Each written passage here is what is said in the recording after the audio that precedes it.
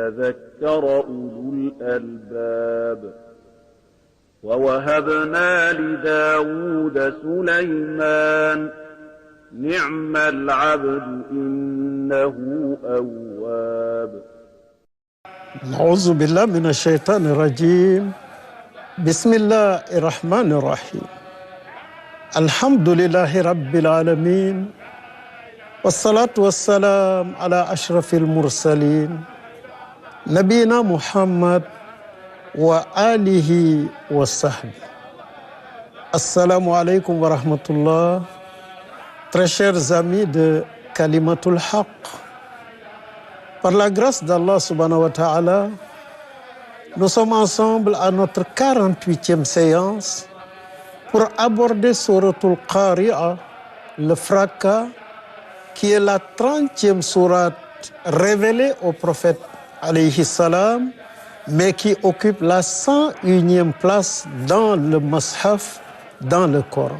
Mbokk yi, gannaaw sant yàlla subhanahu wa taala mi nu wërsëgal nu daje tey ci bis bu tedd bi, nu dal sunu ñeen fukk ak juróom ñetteelu jataay muy suratul Qari'a, muy toj ba.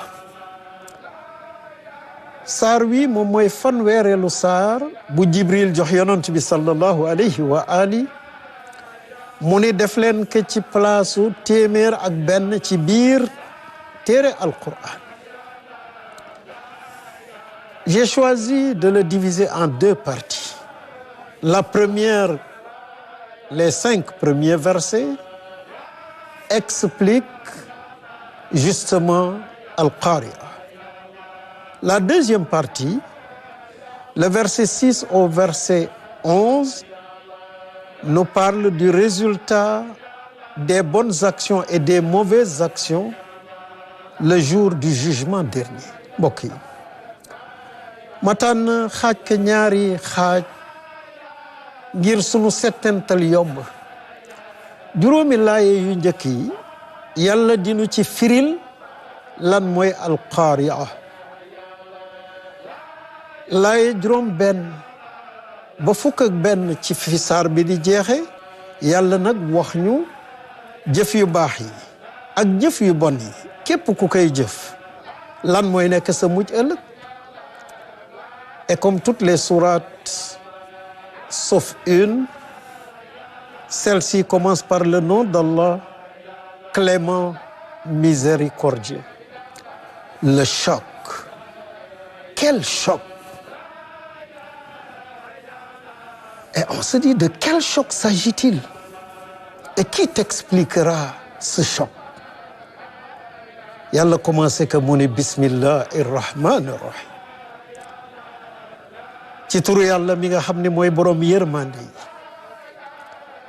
moom mooy ki lamboo ci melokaanam yërmande yi kese.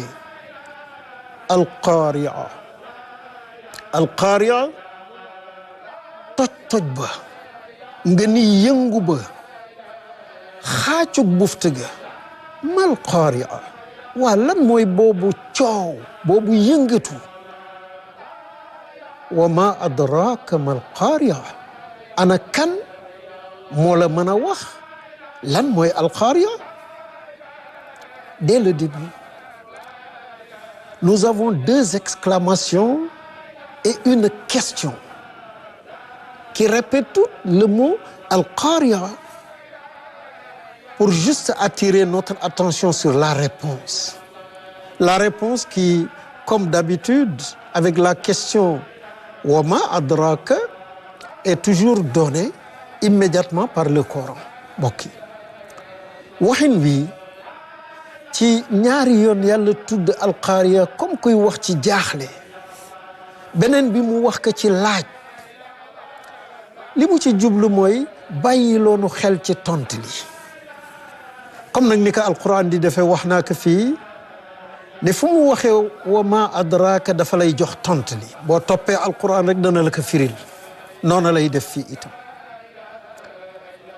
Al-Qari'a, c'est le son fracassant de la trompette soufflée par Azraïl. il signale le réveil des morts, donc la fin du barzakh et le début du jour du jugement dernier. Ok. Al-Qari'a mooy bufte bi yëngu boobu muy def bu ko Azraïl walee ñépp ñi deewoon mu mel ni mooy réveil bi leen fëgg pëkk ñépp jóg.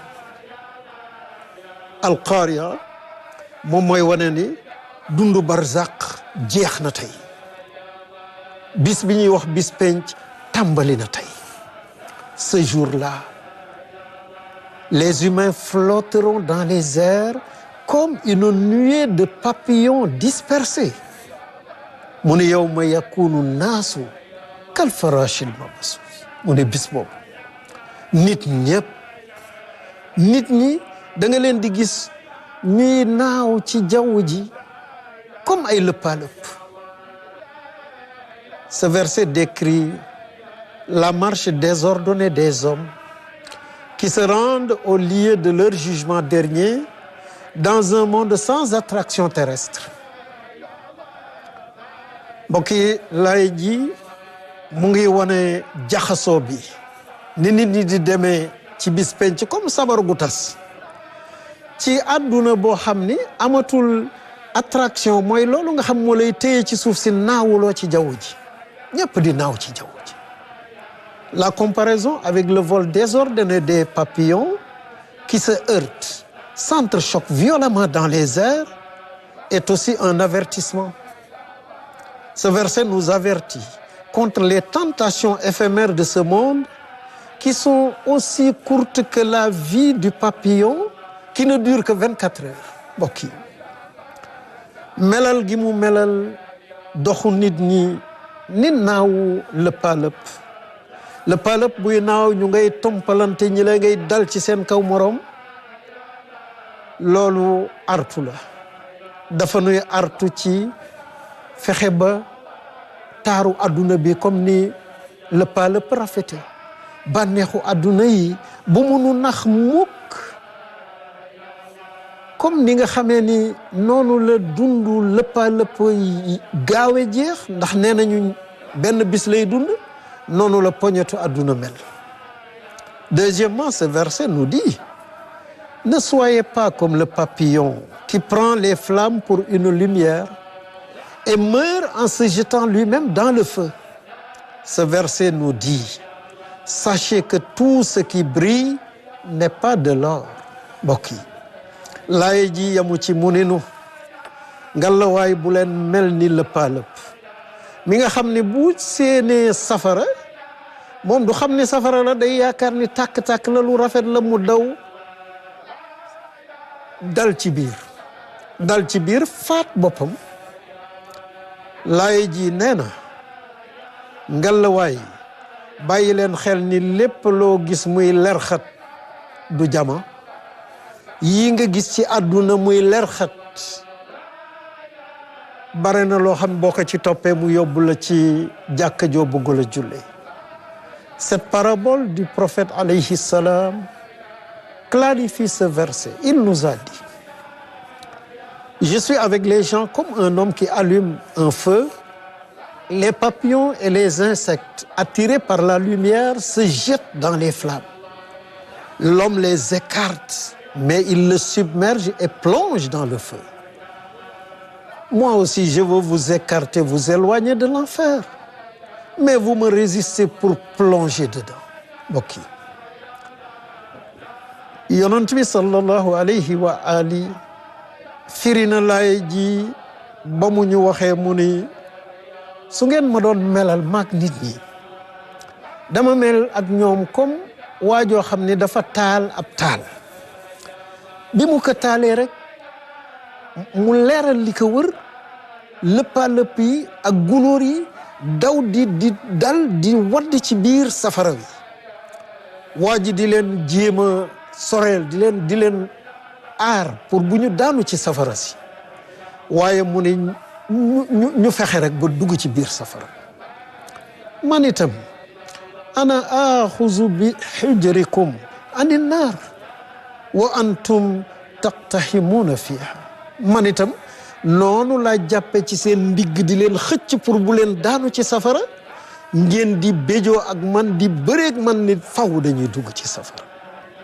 Le verset 5 nous dit, ce jour-là, les montagnes flotteront dans les airs comme du coton. mbokk yi laaye juróom mu ne wa takunul jibaalu kal i'nil manfuush gis nga nit ñi seen melokaan mu ne la montagne yu rëy yi ngay gis ñoom bis boobu da nga leen di seen ci jaww ji ñuy naaw comme butéen. Imaginez le phénomène. Les montagnes ont pour rôle de stabiliser la terre avec leur poids. Wa alqa fil ardi rawasiya an tamida bikum. Ces montagnes seront réduites en poussière.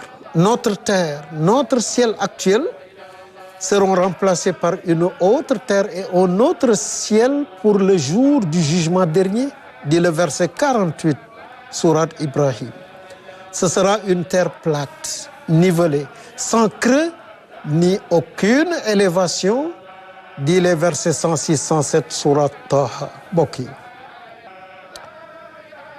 xalaatal montagne yu rëy yi nga xam ni ñoom ñoo téye suuf si ba suuf si du yëngu pepp suuf yi tasaaroo wu ñu ngelaw li tasaare leen yàlla wax ko suratu Nahl mu ne alqa fil ardi rawasiya an tamida bikum montagne yooyu dañu leen di dëbb ba mu ne rumbax nekk pënd sunu suuf si ak sunu asamaan bi ñu soppi leen yawma tubaddalul ardu ghayral ardi was samawat indi beneen asamaan ak beneen suuf boo xam ne wa barazu lillahi alwahidil qahar foofu la ñuy taxawe nag yàlla attenu moom mi nga xam ne mooy kenn moom mi nga xam ne moo not ñëpp suratu Ibrahim mu ne montagne yooyu suratu Taha yansifuha rabbi nasfa sama borom da koy toj wekki leen toj leen suuf si tàlli ñareet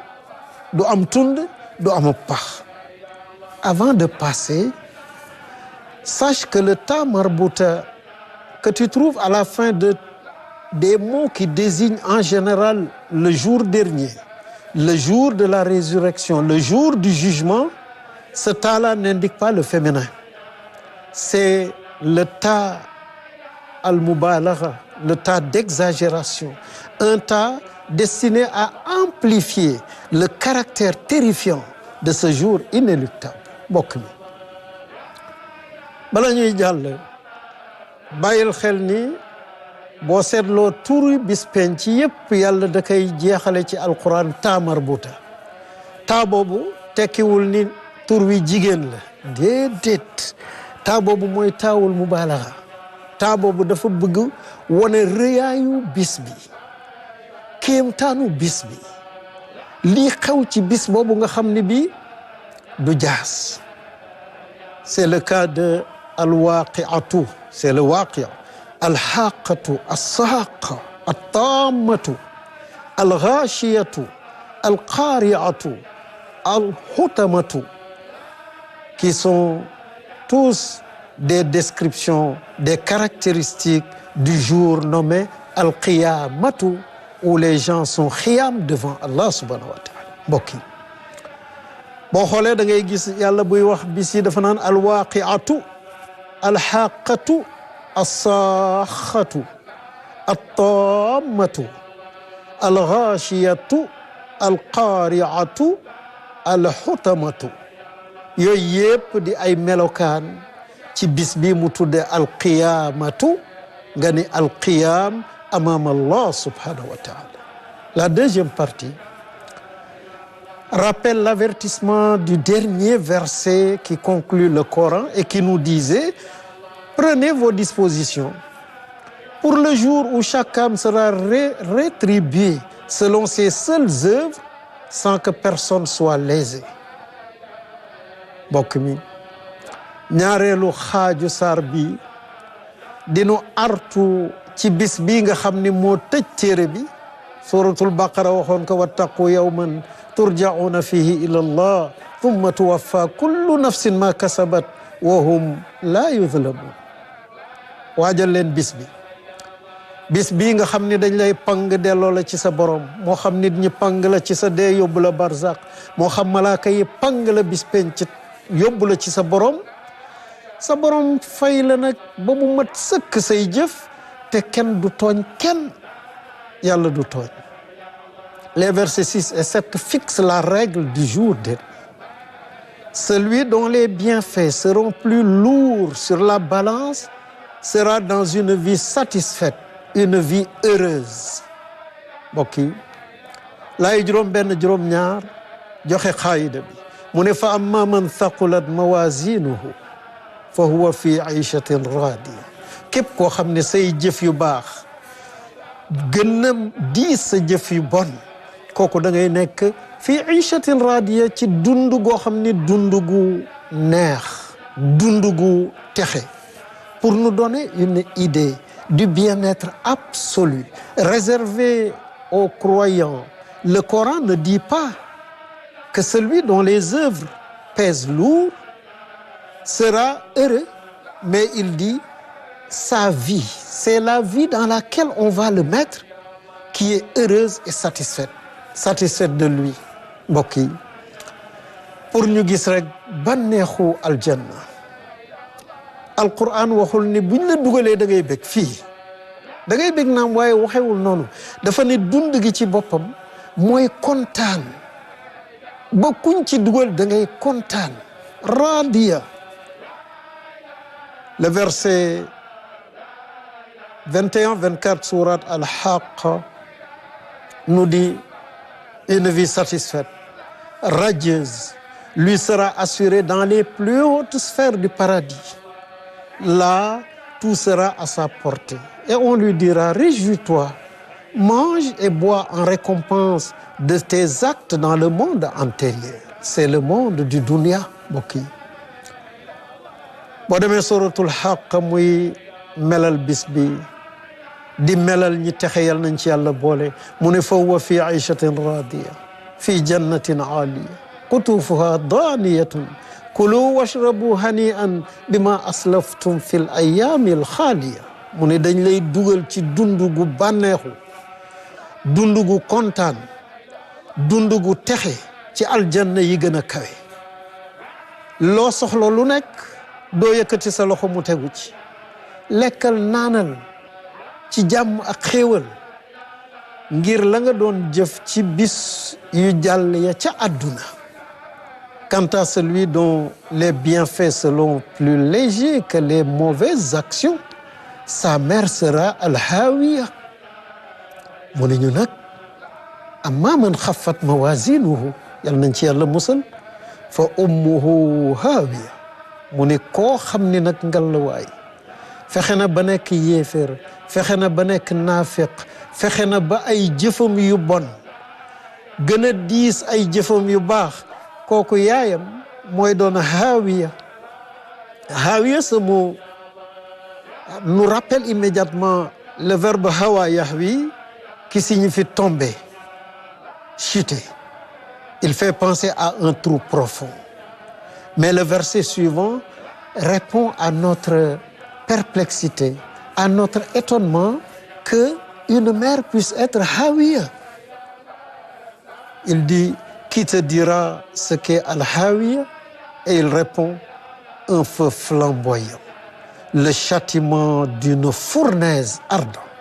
mbokk yi baat bii di hawiya boo ko déggee rek dafa lay yóbbu ci baatu arab bi nga xam ne mooy hawa yahwi, muy daanu, mbartalu. bon nga xalaat ni bon kii yaayam mooy daanu. wax daanu nan la mën nekk yaayam?